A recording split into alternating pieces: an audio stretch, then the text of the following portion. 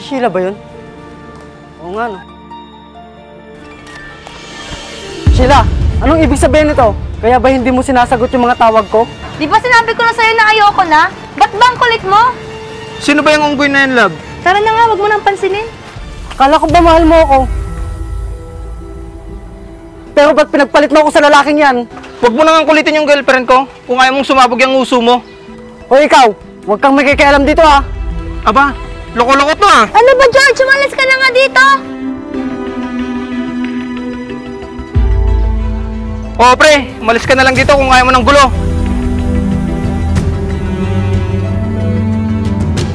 Talagang tinatanong mo pa ako? Subukan mo kayang manalamin para matauhan ka.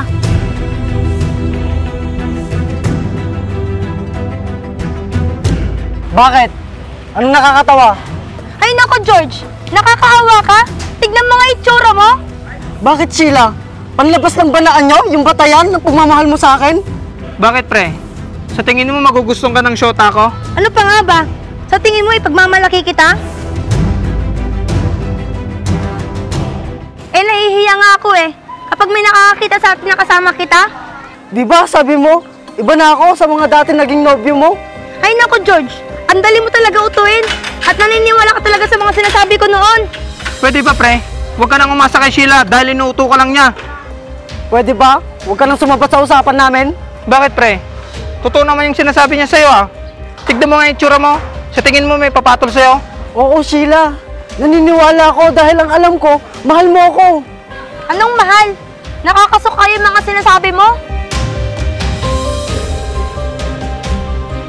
Tigilan mo na ako sa drama mo. Buti nga't napagtyagaan pa kita ng ilang buwan. Ibig sabihin pala, hindi totoo yung mga sinabi mo sa akin nun? Gawa-gawa mo lang pala lahat ng yon? Ano bang akala mo, George? Tignan mo nga itsura mo. Ang pangit-pangit mo.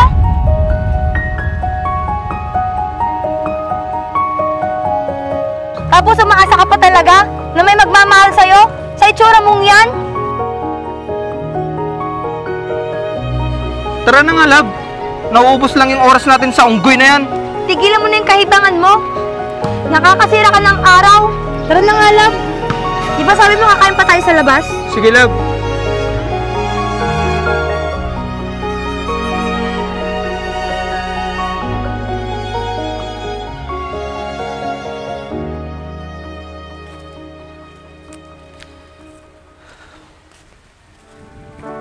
Isisigaw ko na lang sa langit.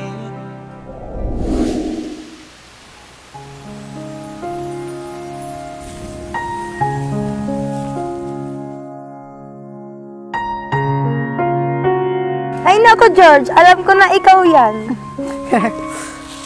Kanina ka pa ba dito, mahal? Hindi naman. Kakarating ko lang din. Nagugutom ka ba, mahal? Gusto mong kumain muna tayo? Hindi ko pa pala nasabi sa'yo. Tumakas lang ako sa bahay kaya hindi rin ako pwedeng magtagal dito. Ah, ganun ba? Sige, sa susunod na lang kita yayayain kumain sa labas. Dala mo ba yung pinapabili ko sa'yo? Alin? Yung suha ba?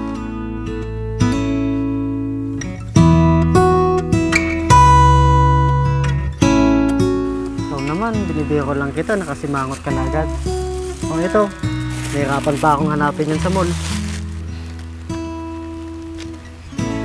Alam mo, bagay na bagay sa'yo yan. Parang tayo. Naku, salamat dito. Wala kasi ako susuotin sa lakad namin sa Sabado. Walang anuman. Basta makita lang kitang masaya, masaya na rin ako. Basta tatandaan mo, ikaw lang nagpapatibok ng puso ko. Alam mo, ikaw pala ang lalaki nagpalaga sa akin ng ganito. Lahat kasi ng naging nobyo ko, niloloko lang ako. Pangako, hindi kita lolokohin. Kahit ganito lang ako. Salamat ha. Napakabuti mo sa akin. Alam mo, ikaw pa lang kasi yung babaeng tumanggap sa akin. Kahit ganito yung itsura ko, minahal mo pa rin ako. Sheila, nakikinig ka ba? Ay, ano yun? May sinasabi ka ba? Ah, wala naman. Gusto mo bang samahan kita sa Sabado? Ay naku, wag na. Puros babae yung mga kasama ko doon. Baka mainip ka lang. Ano ka ba? Okay lang naman sa akin yon. Basta palagi kitang kasama. Naku, wag na. Pangit naman kung ako lang yung may kasama tapos sila wala. Ah, ganun ba? Paano kung ihatid na lang kita para hindi ka mahirapan? Wag na nga, ang kulit mo naman. Tsaka isa pa, baka may gagawin ka. Naku, hindi. Wala naman akong gagawin sa Sabado, kaya ayos lang. Ang kulit naman nito. Mahal, may sinasabi ka ba? Ah, wala. Ganito na lang. Kung gusto mo, dagdagan mo na lang yung pera ko.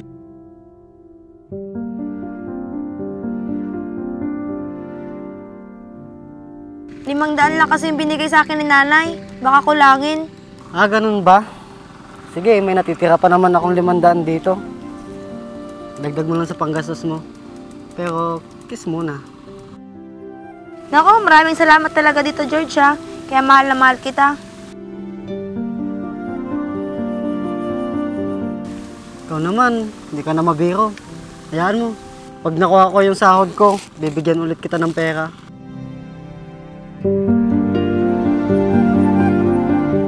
Para naman pag may gusto kang bilhin, mabibili mo. Puto-puto talaga. Ano yun? Nakakaya naman. Baka isipin mo, kaya lang kita sinagot dahil lang sa mga binibigay mo. Hindi ah. Hindi naman ganun yung tingin ko sa'yo.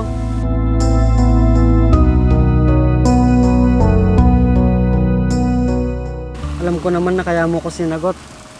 Dahil iba ako sa mga naging nobyo mo dati.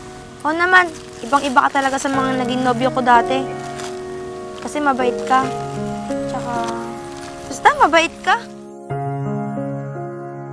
Sige, una na ako sa'yo. Baka magalit si nanay kasi ang tagal kong bumalik. Sige, baka mapagalitan ka pa ni tita ng dahil sa akin. Sige, una na ako.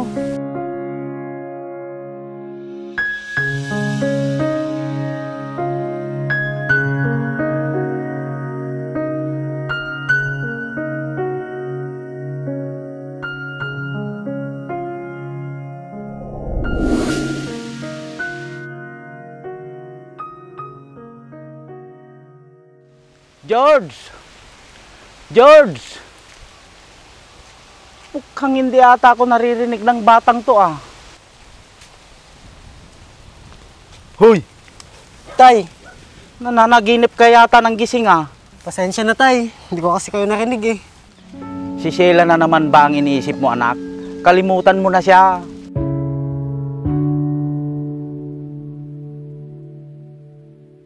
Makakahanap ka din ng babae na magmamahal sa'yo anak. Hindi ko lang kasi matanggap tay. Maayos naman yung pagkikitungo ko sa kanya. Pero nagawa niya pa rin akong lokohin. Ganun talaga anak. Kahit gaano ka pa kabuti, may mga taong sasaktan ka pa din. Bakit ganun tay? Panlabas na niyo na lang ba yung basihan ng tao?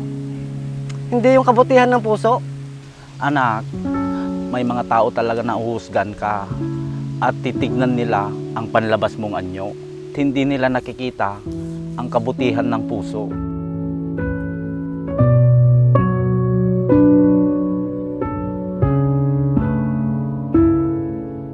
Ganun siguro ang nangyari kay Sheila anak. Hindi niya nakita ang kabutihan ng puso mo dahil nakatingin lang siya sa panlabas na itsura. Bakit kasi pinanganak ako ng ganito tay?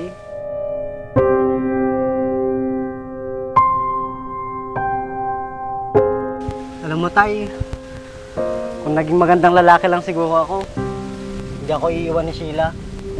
Anak, wala sa panlabas na anyo yan. Kung talagang mahal ka ni Sheila anak, kahit ano pa ang itsura mo, hindi ka niya iiwan.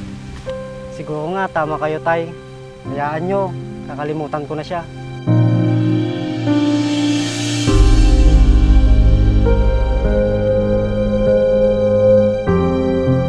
Itutuon ko na lang po yung atensyon ko kung paano mas mapapabuti yung sarili ko. Ayan anak, maging positibo lang tayo sa buhay. Maraming salamat po sa payo tay. Wala yun anak.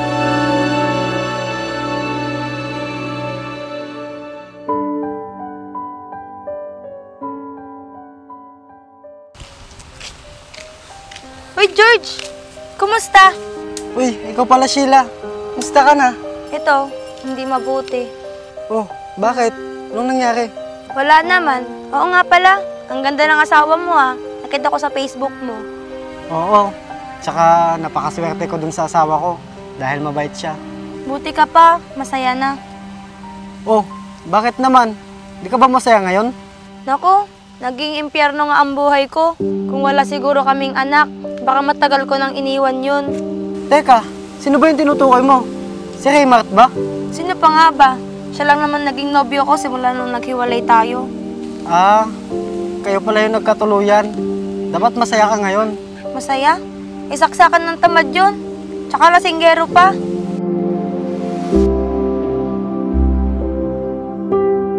Ako lahat ang kumikilos. Kalalaking tao, batugan pa. Ah, ganun ba? Sige, mauna na ako. Baka hinahanap na ako ni Myla. Teka lang, George. Oh, bakit? Ano yun? Gusto ko lang sabihin na masaya ako na naging masaya ka ngayon. Salamat. Hayaan mo, balang araw, magiging masaya ka din. Sige, salamat. Sige, mauna na ako. Ingat.